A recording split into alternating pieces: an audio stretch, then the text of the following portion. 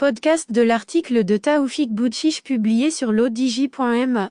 L'auteur a intitulé son article « Géopolitique mondiale, le temps du déconstructivisme et de la société liquide ». Il commence son article ainsi. Le concept de déconstructivisme, que j'emprunte volontiers au monde de l'architecture, pour évoquer la révolution copernicienne à l'œuvre dans la géopolitique mondiale. Le détour par le milieu de l'architecture vaut la peine. Ce concept est incarné dans ce milieu par l'œuvre de feu Zaha Hadid, cette brillante architecte de génie, qui a marqué de ses œuvres originales et novatrices les grandes capitales mondiales Tokyo, New York, Berlin, Paris, Rabat. Selon elle, il fallait être capable de sortir du cadre étroit du dessin architectural, pour imaginer de nouvelles formes architecturales. Rabat en est le témoin avec le projet du nouveau musée au cœur de la vallée, qui longe le fleuve Bourg-Greg. Une œuvre d'art de maître, magistrale, imposante. Un ouvrage inattendu, déconstructiviste et décalé mais à la fois si harmonieux, qui imposera un nouveau style au paysage urbain de la vallée du Bourg-Greg. La tour Mohamed VI confirme cette tendance urbanistique. L'auteur poursuit son article ainsi. Pour revenir à ce concept appliqué à la géopolitique mondiale, la révolution copernicienne en cours nous oblige à sortir des sentiers battus et des canons conceptuels classiques. Les rapports de puissance du monde bougent poussés par l'improvisation et l'urgence. Des forces opposées rivalisent sur la scène mondiale Russie-Europe-Occident-Chine. Elles entraînent dans leur sillage les aires de voisinage proches et lointaines en Afrique, en Inde, en Asie du Sud et, dans les Amériques du Sud. Celles-ci s'ajustent de manière tout aussi improvisée dans ce jeu d'échecs planétaire.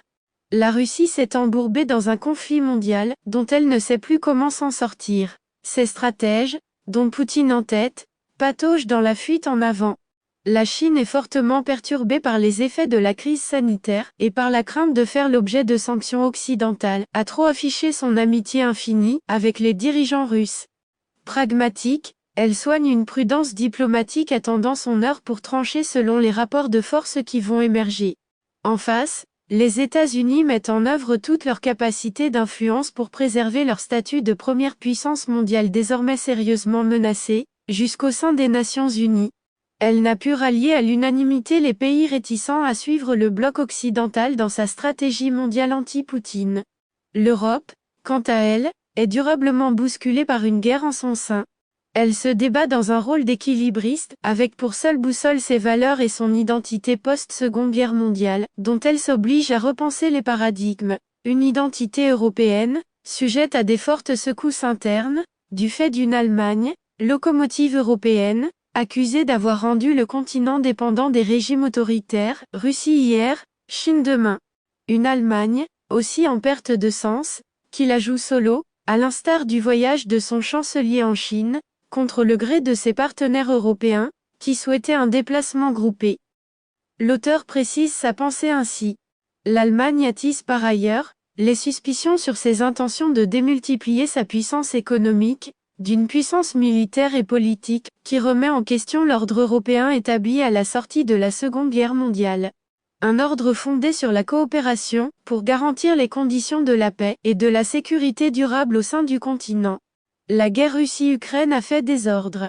Parmi les réponses, à l'initiative du président Macron, une nouvelle entité européenne, mi-formelle, mi-informelle, a été créée, la Communauté politique européenne. Elle a pour objectif d'inclure dans le débat politique européen des pays candidats à l'adhésion, comme la Turquie et l'Ukraine, sans se substituer aux instances européennes traditionnelles, Conseil européen. Ailleurs, en Afrique, Inde, Asie du Sud, Amérique du Sud, les gouvernements semblent paralysés par ce jeu d'échecs planétaire. Dans ces parties du monde, on se plaît parfois, selon les cas, par vulnérabilité, lâcheté, vacuité idéologique, désir d'émancipation, à se prêter soit au suivisme, soit à l'instrumentalisation au plus offrant. La cartographie mondiale des alliances et contre-alliances est en passe de se modifier profondément. Elle le sera encore plus si la guerre Russie-Ukraine se prolonge sans vainqueur, ni vaincu et si les crises économiques, alimentaires et énergétiques s'exacerbent par des crises sociales, financières, politiques, climatiques. Une convergence de crises sans précédent, qui peut aboutir à une déflagration planétaire. Aucune force régulatrice ne semble faire le poids dans des sociétés dérégulées, qui seraient entrées, selon le sociologue Zygmunt Bauman, 1925 à 2017, dans une ère liquide. L'auteur conclut son article ainsi. Le déconstructivisme, mouvement de pensée architecturale inauguré par Feu Zaha Hadid, est en action mettant au défi nos visions du monde à appréhender le puzzle mouvant des stratégies qui s'affrontent. Il est à craindre un repli sur soi, tant les préoccupations internes prennent le pas sur la coopération et l'entente mutuelle. Cela, alors que les menaces de l'Anthropocène pèsent sur l'avenir de l'humanité par les effets irréversibles du changement climatique désormais acté scientifiquement et largement admis politiquement et socialement. Rédigé par Taoufik Boutchiche et lu par l'intelligence artificielle de l'Odigi Media. N'oubliez pas de télécharger notre application l'Odigi Mobile sur Android et iOS, et de vous abonner à notre chaîne YouTube l'Odigi TV, si vous souhaitez être au courant des dernières actualités, podcasts et émissions télévisées.